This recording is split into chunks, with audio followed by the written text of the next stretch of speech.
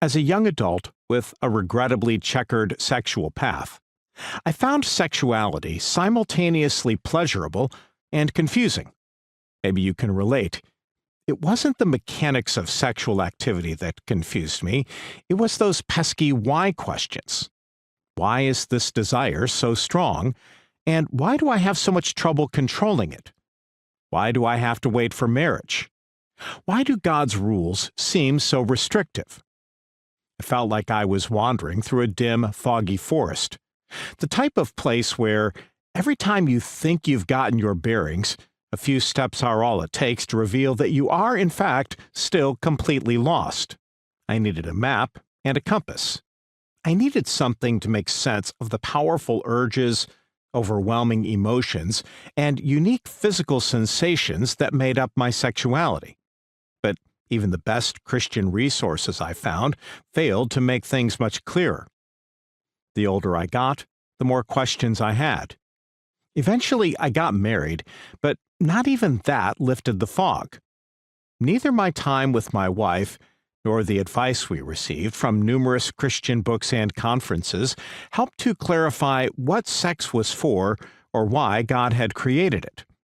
I mean, I was aware of the role it played in reproduction, but there was a power and a depth to sex for which I didn't have a category. To be honest, even after graduating seminary and becoming a full-time pastor, I was still confused about why God had created sexuality and how to glorify Him with it. Don't get me wrong, I knew the rules. Like most Christians, I had been thoroughly educated about what sex wasn't. The guidelines weren't hard to understand. And I had accountability groups and internet software to help me to follow them. But all the rules in the world couldn't bring me any closer to understanding why God had created this aspect of my humanity, or how to truly honor Him and my wife in it. Imagine someone trying to describe the Mona Lisa by listing all the things it is not. We could play that game for hours, and I would still have no idea what the Mona Lisa is, let alone appreciate the genius of Leonardo da Vinci revealed through it. Yet, I'm afraid that is exactly what the church has done with sex. We've spent so much time and energy clarifying what sex is not, that we've lost the biblical vision of what it is and what God created it for. An immeasurable amount of ink has been spilled, reiterating the following. Sex is not to be experienced with someone who is not your spouse.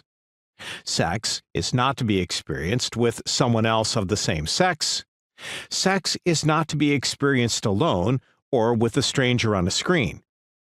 But even if you check all three of these boxes, you are still far from knowing how and why sex should be experienced.